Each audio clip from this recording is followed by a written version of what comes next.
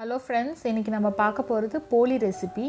இது வந்து கோவா ஸ்டஃப் பண்ணி நான் பண்ணியிருக்கேன்.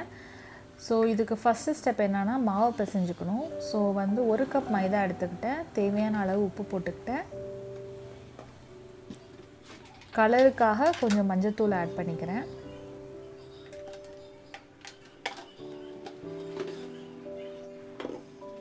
அப்புறம் கொஞ்சம் எண்ணெய் ஊற்றிக்கிறேன். இப்போ வந்து இதை நல்லா மிக்ஸ் பண்ணி விட்டுட்டு கொஞ்சம் கொஞ்சமாக தண்ணி ஆட் பண்ணி ஒரு சாஃப்டாக மாவு பிசைஞ்சுக்கணும். டைட்டாக பிசையக்கூடாது, சாஃப்டாக வந்து மாவை பிசைஞ்சுக்கோங்க.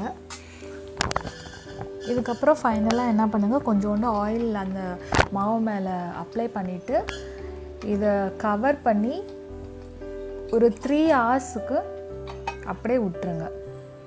நல்லா ஊறட்டும். 3 மணி நேரம் கழித்து பார்த்திங்கன்னா இந்த மாதிரி ஆயில் வந்து நல்லா அப்சர்வ் ஆகி இந்த மாதிரி இருக்கும் மாவு. ஸோ இந்த மாதிரி கன்சிஸ்டன்சியில் மாவு இருந்தால் தான் உங்களோட போலி நல்லா சாஃப்டாக இருக்கும். இது வந்து கோவா வீட்டில் செஞ்சது. ஸோ இது எப்படி பண்ணணுன்றது என்னோடய சேனலில் ஆல்ரெடி வந்து வீடியோ ஆட் பண்ணியிருக்கேன். கண்டிப்பாக எல்லோரும் போய் செக் பண்ணிக்கோங்க. ஸோ மாவை வந்து கொஞ்சம் நான் எடுத்துட்டு சப்பாத்தி மாதிரி திரட்டிக்கிறேன்.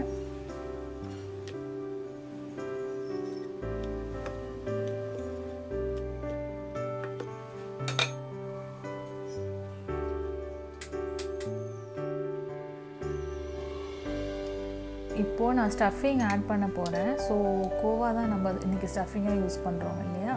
ஸோ கோவா வந்து 1 ஸ்பூன் நான் வந்து ஆட் பண்ணிக்கிறேன். ஆட் பண்ணிட்டு இதை நல்லா மடித்து விட்டுட்டு திருப்பியும் வந்து ஈவனாக கொஞ்சம் கை வச்சு இப்படி அமுத்திக்கோங்க. அமுத்திட்டு திருப்பியும் ஒரு தடவை திரட்டிக்கோங்க.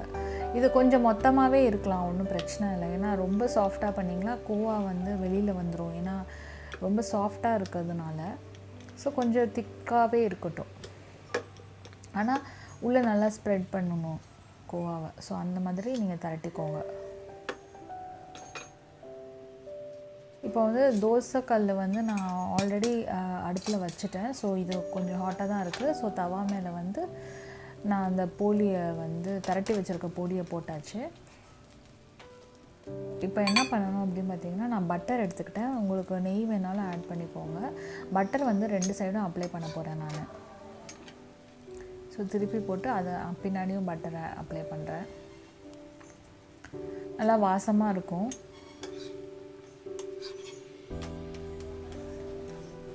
இப்போ 2 சைடுமே நல்லா குக் பண்ணணும். இந்த மாதிரி ப்ரௌன் ஸ்பாட்ஸ் வந்துடுச்சுன்னா குக் ஆகிடுச்சுன்னு அர்த்தம்.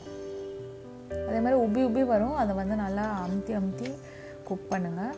ஸோ நம்மளோட சூப்பரான போலி ரெடி ஆகிடுச்சு, கோவா போலி. கண்டிப்பாக எல்லோரும் ட்ரை பண்ணி பாருங்கள். என்னோடய சேனலை சப்ஸ்கிரைப் பண்ணுங்கள். தேங்க்யூ.